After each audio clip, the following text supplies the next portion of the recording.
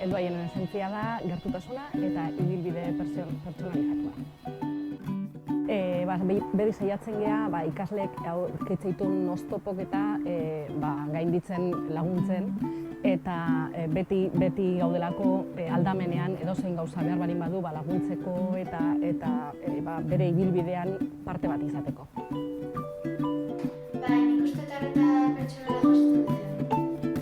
You get to see the students' evolution. One of the best moments is when they tell us that they realise that their level of English is improving, or also when they are absolutely exhilarated and really delighted when they pass the official exams.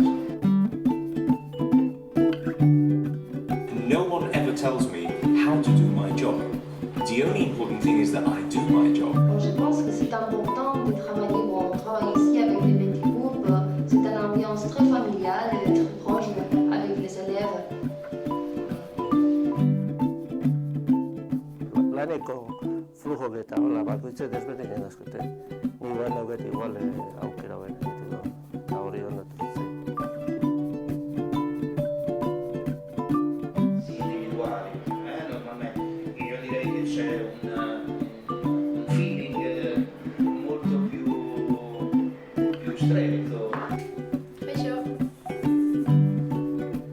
Prost. Tutto per la pasta. Buenas tardes. Bienvenido a París.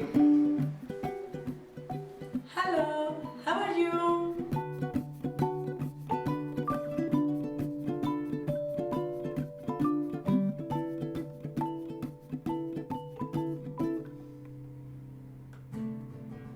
Mozorroak itenak gea. Hemen asko ikaste dugu ingelesez.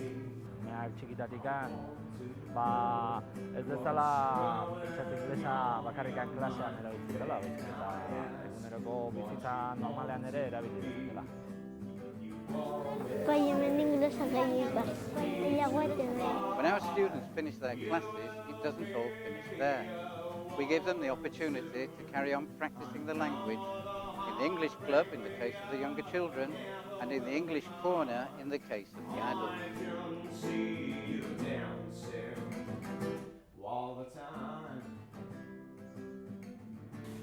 Helduaien hizkuntza eskola saiatzea akademia bat baino gehiago izaten. Hizkuntza bat ikasteko garaian oso garrantzitsua da jakitea eta kontutan izatea ez dela zerbait akademia batuan inbarrezuna, baizik eta gero aplikatu inbarrezuna zure eguneroko bizitzan. Horregatik guk pentsatu dugu English Cornerra dela modu bat eguneroko bizitzan inglesa erabiltzeko. Just lover, so young and naive, just lover, never will be mine. I can see you dancing all the time.